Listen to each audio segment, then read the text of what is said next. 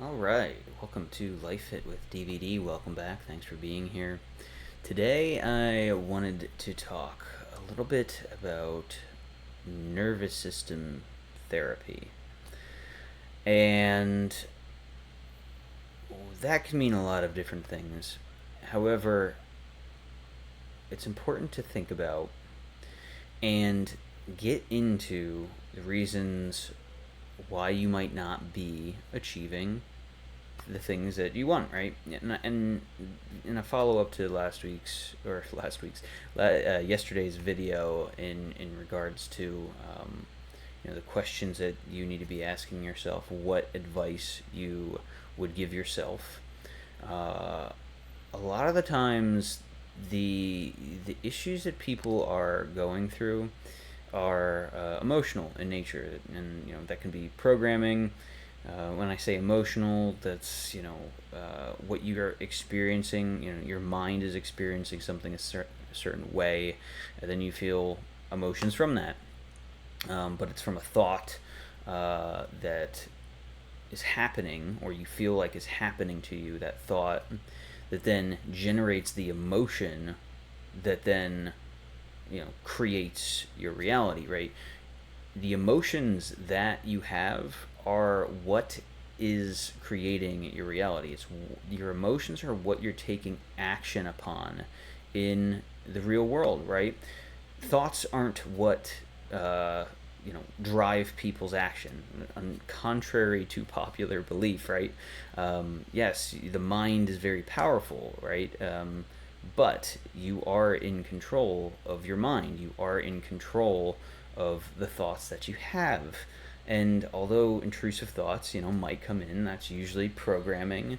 That's something that you have experienced, whether societally, in your past, um, from other people. Maybe your mind is weird, right? It does weird things, intuitive things, where things pop in your head that it's like not really your thought, or just a crazy thought, or maybe it's something that you're literally projecting yourself into somebody else's shoes and able to experience what they're experiencing, right? Like an empath would, right? Everybody has a different mind. Everybody has a different programming kind of. Well, everybody has their own hardwiring, but they also have their programming. And what I find is that most of the time, when things aren't happening the way you want, you're not getting them done. You're procrastinating. There's just all sorts of junk, like limitation, limiting beliefs, just blind spots in your way. When these things are in your way, it's often an emotional issue. So typically, these emotional issues aren't something that you're going to be aware of, right? Typically, it's going to take some digging. It's going to take some effort to drudge them up. And of course, the body is not going to want to drudge any of that up, right? There's a reason these emotional issues get buried, and it's because you don't want to deal with them because they feel unpresent or unpleasant. They feel like they're too much. They're very intense typically, but these are defensive behaviors that your mind has created around defending that emotional territory that you've experienced. Your body and your mind are working together so that it does its best so that you never experience that discomfort again. And when you think about it biologically, that's an incredibly useful skill, right? To be able to ignore and move on and bury traumatic situations. The difference in nature, the difference in biology from us humans is that animals have a coping mechanism. They have a strategy to be able to get through this emotional junk that they experience. Like, maybe an animal is getting chased down on, the Serengeti or something, and narrowly avoids getting killed or hunted down, pulls off some great escape or something like that, and in the wake of that, or maybe it just doesn't get eaten, but another member of its family gets eaten, right? When these things happen, yes, it's an emotional thing to these animals as well, because it's that fight or flight response. Because this doesn't just happen in flight; it happens in fight as well, right? These are strong, these are powerful emotions that deal with your survival, and when these things happen in nature, typically afterwards, there's a process that animals naturally go through to get rid of that tension, that emotional tension that gets created from these traumatic events, these scary survival type events.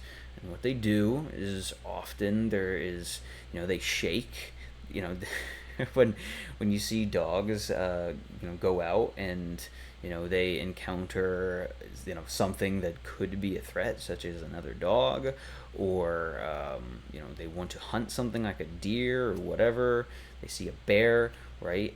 Usually afterwards they shake their body, and that is to shake off the stress that got created from the chemicals that the brain processed. Yeah, right? The brain experienced the threat. The body created the chemicals to prepare it for fight or flight. And then that created the emotions around that situation, right? And what the animal does is it either shakes it off. They can either shake it off. They do heavy breathing, right?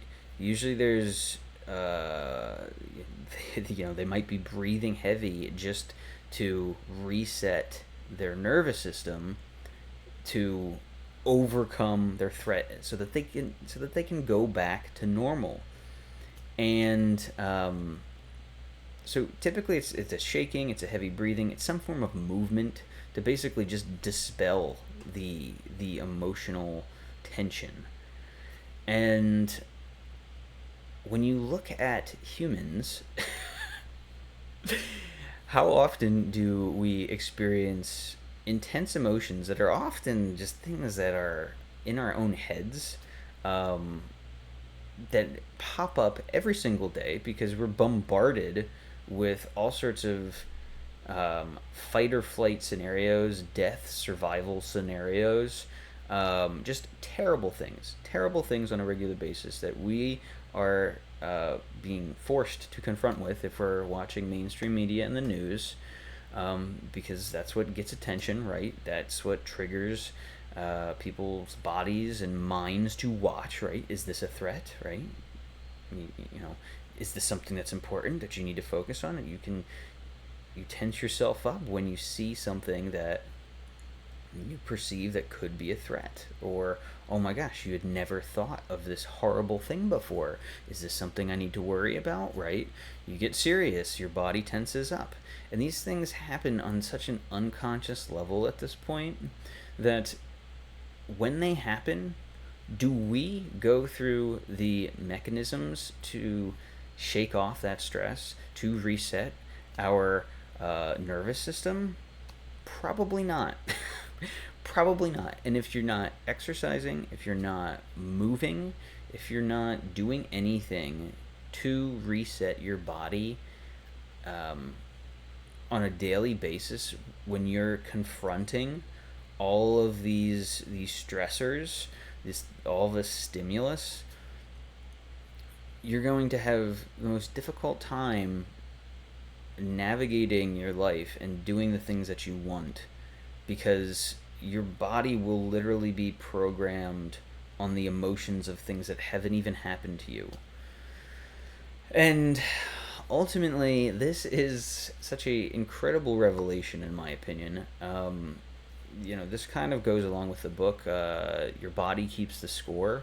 And I forget who it was written by off the top of my head, but basically the gist of the book is that, you might not think that trivial emotional situations will affect your mind and your body, but they absolutely do. When you experience stress, any sort of emotion, um, if you don't process that emotion immediately, it will get lodged in your body, and it will often manifest. Your body will manifest a stress response somewhere else, and usually not a healthy way. Um, this can also lead to habits and behaviors such as overeating or addiction, alcoholism, that sort of thing, that are coping mechanisms for shoving those, emotions down, of forcing yourself to just be present and to be with your mind, right? Because for some people, being alone is one of the most terrifying things. Silence is terrifying to some people.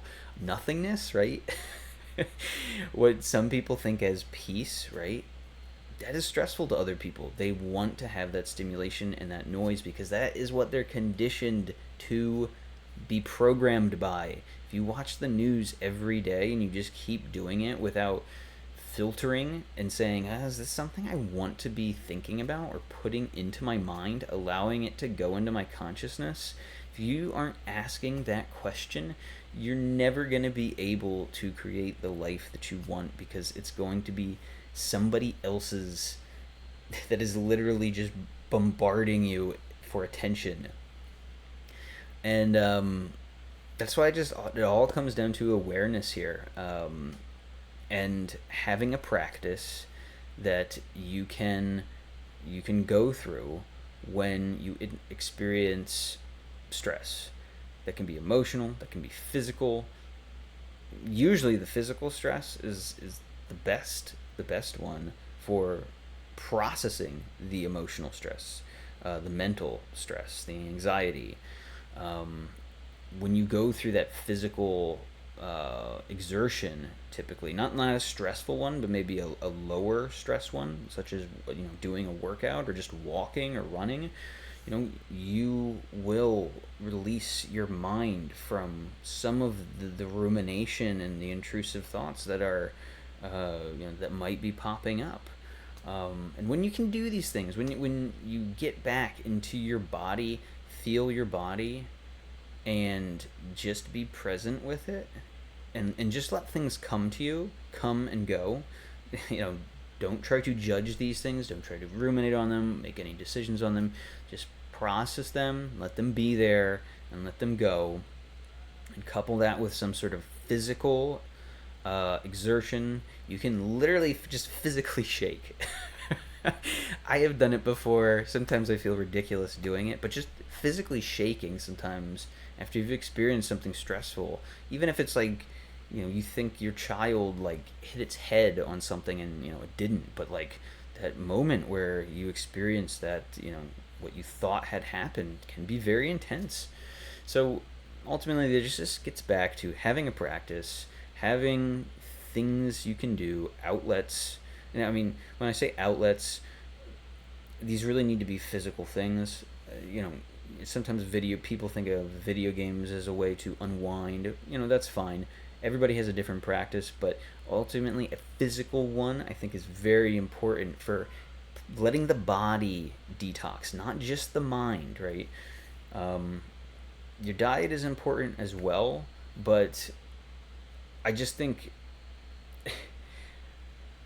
electrically, when we experience these emotions, they're they can be so intense, and intense in a way that we're unaware of because we're just used to it, that these things really get stuck in our bodies. And because we rarely slow down, because our attention is always bouncing so many different places, because we rarely slow down, we never process that tension that's sitting in different areas of your back, your shoulders, your hips, your legs, just everywhere in your body, right? Your gut, right? Your stomach. We can hold tension all sorts of places, and we need to be able to have a practice to process it. And additionally, some of the things you can do are different types of meditation. You can do therapy if talking to other people helps to just get things off your mind. Once again, a physical practice, so running, just working out in general. Yoga is excellent. Tai Chi, Pilates, all sorts of physical activities out there that can help you get through these things. Meditation may be the best, or even a more intense form of meditation where there's a lot of deep breathing that not intense breathing per se, but like just breathing deep and just feeling where tension might exist in your body. And you might be surprised some of the emotions or thoughts that might come up when you do these things. So these are just some suggestions for processing you know your nervous system, your nervous system detox. And let me know if you enjoyed this. Like or subscribe if you did. Let me know what practices you might use to get through some of the intense emotional things that you might experience or mentally might experience as well. And I guess that's it for now. So until next time, thanks for being here, and talk to you later.